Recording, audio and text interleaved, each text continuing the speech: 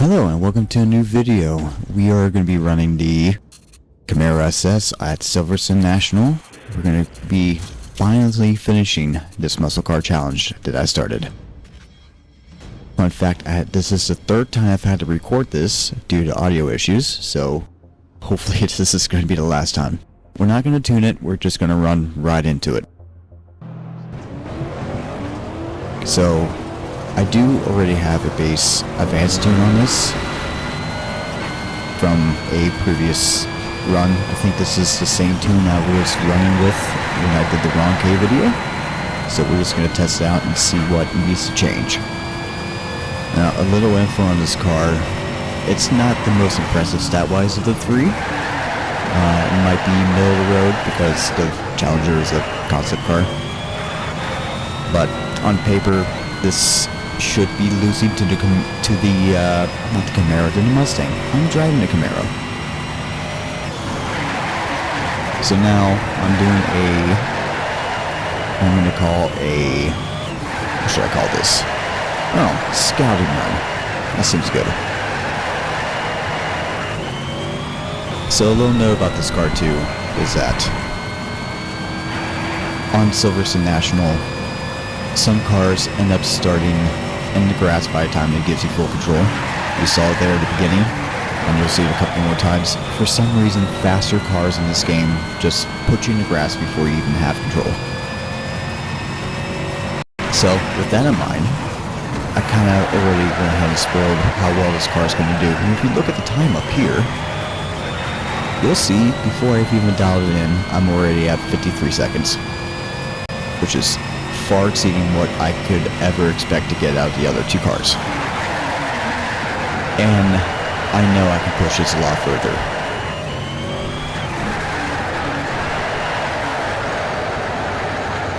Do you ever look at the stands and just wonder why these people are here?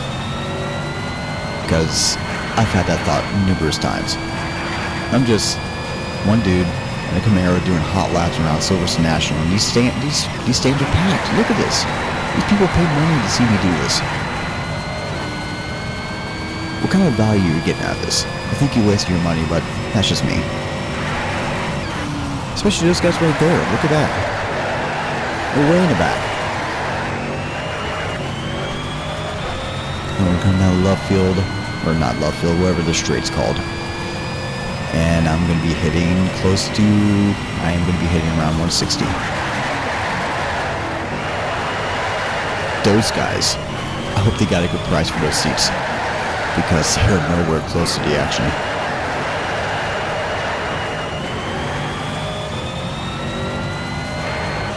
Okay, so I'm getting a good feel for this car and what it needs. I don't know if I'm going to be hitting under 53 on this run, but trust me, we're going to get there. The fastest this car has done this track is around 52.7, so this is not even close to what it can do. So what I'm going to go ahead and do is we're going to go ahead and fast forward through the rest of this, get to the tuning.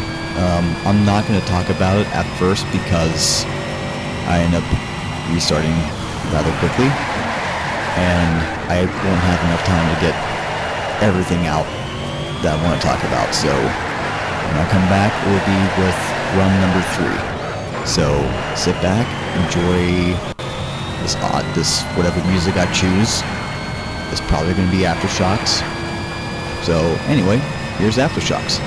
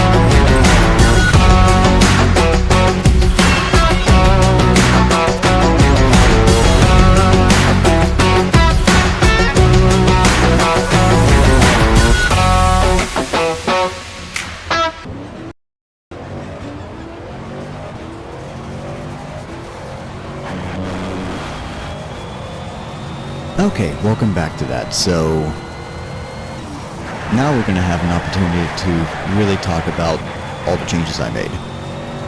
So one of the biggest things that I'm starting to do is adjust my tire pressure lower to try and get more grip. You saw that there. I reduced the rear tire pressure. I really also should have reduced the fronts. And I may have on that second run. I wasn't sure because I was wiping my nose. But the other thing I was doing too is that I was making the sway bars not so stiff. I feel like sway bars in this game is kind of a trap because you want to reduce body roll, right? The problem with that is that your tires can end up losing contact with the road. Ow. Just kissed the wall there, don't mind me. But, lost my train of thought.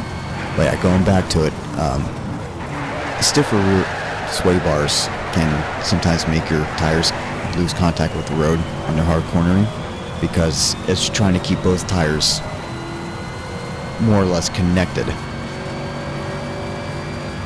And the other changes I made were to spring rate to try to I softened those just a little bit because I'm keeping the dampers nice and high to help keep the tires nice and planted when I'm going around these corners at higher speed.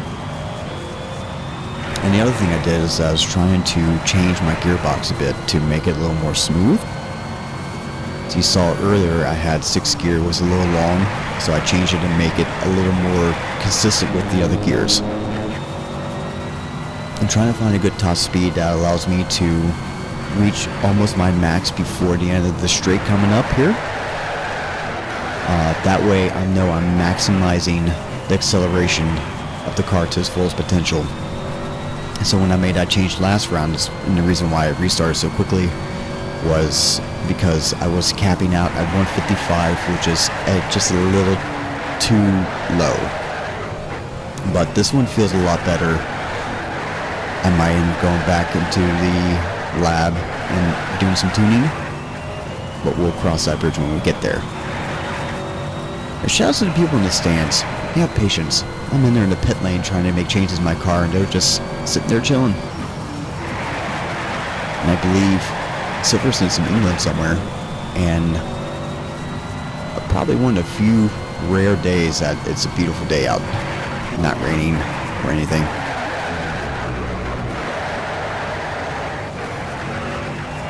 So that was okay there. I come up on the straight, I took it wide. Let's see how much more speed I can get out of that with that line. Alright, 160, turning nice. A little wide, coming to left field. Nice and tidy. This is good. I think I got a good setup for that section specifically. We're coming to the finish, and we are going to be hitting a mid 250 or mid 52.5. So, as I said earlier, my fastest time on this track was a 52.7. And while I could end this here, I want to make sure I can get as much out of this car as I can. Matter of fact, I an extra run or two with the other two cars that did not end up doing better, so those got binned and they're never going to see the light of day. But in that sense, I mean, I try to get as much out of those cars too, so I'm not just giving this car extra attention. As a matter of fact, when I first recorded this and I had to restart it, I had to redo the video because I was facing all kinds of video flicker. So I'm going to go ahead and restart here instead of finishing the lap because I kind of already got the data. So we'll come back and talk about the rest of the lap.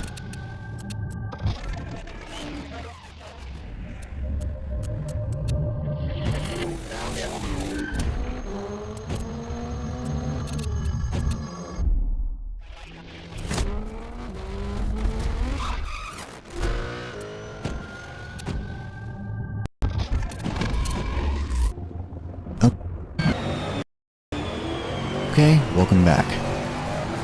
And we'll see how far this goes. I think I can do better on this. Well, I can do better on this. I've watched this video 15 times. I know I can do better. It's just how far can we push it? Alright, brake there. Into corpse. A little wide. It's okay. Like a little tighter of an apex there. We're going to take the inside of the straight here and not take it wide. I'm still hitting close to 160. I don't think 1 mile an hour is really worth taking the wider line there, the race line. That's really wide there. That's bad. We're going to come into the straight and see what our baseline is. I'm going to hit 52.6. So that tuning session already is paying dividends.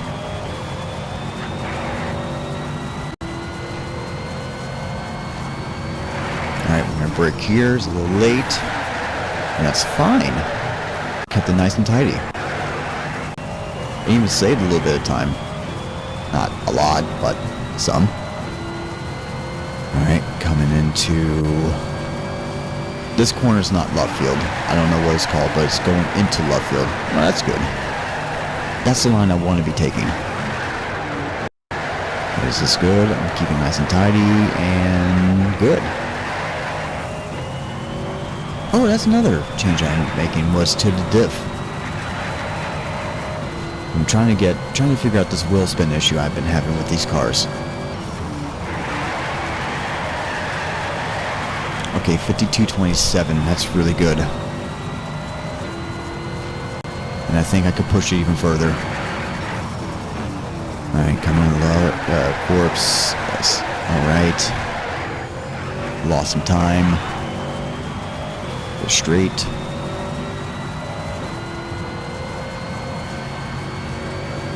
I'm gonna brake hard, turn in, delete some speed, hit the apex?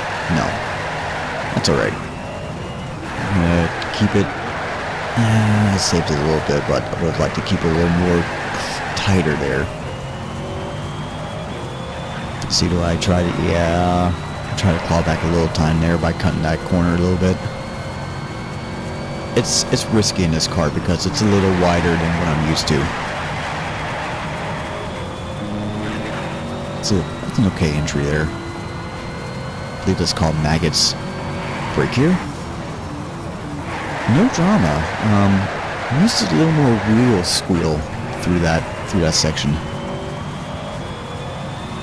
All right, coming through straight. I'm not really getting this super consistent. Brake. Turn in. Avoid the grass. Nope. Gotta have your greens. That was really, really messy.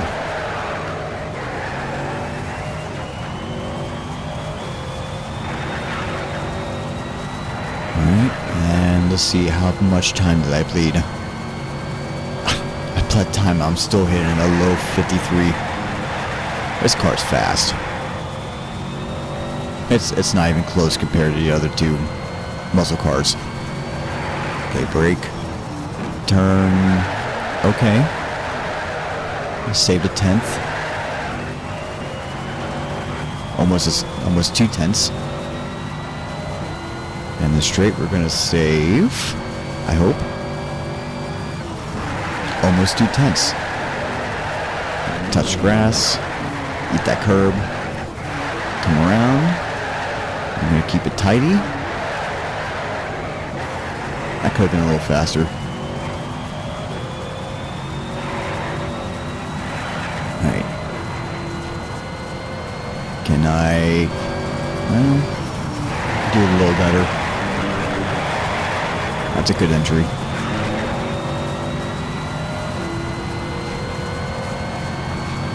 Okay, into corpse, brake. That's a little late. Good. I lost a little bit of time. It's fine. As long as I'm not losing like a 10th of a second, I'm okay. As long as that entry, the exit there is nice and smooth, I'm okay. I lost more time there, but I did make up some time.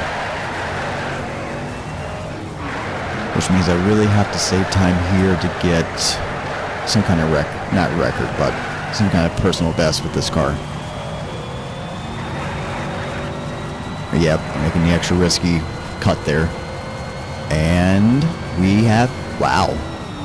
I mean, that's kind of a tease. I could have had a 51, but I'm not going to complain about that. Well, thank you for watching this video. And we'll see you next time.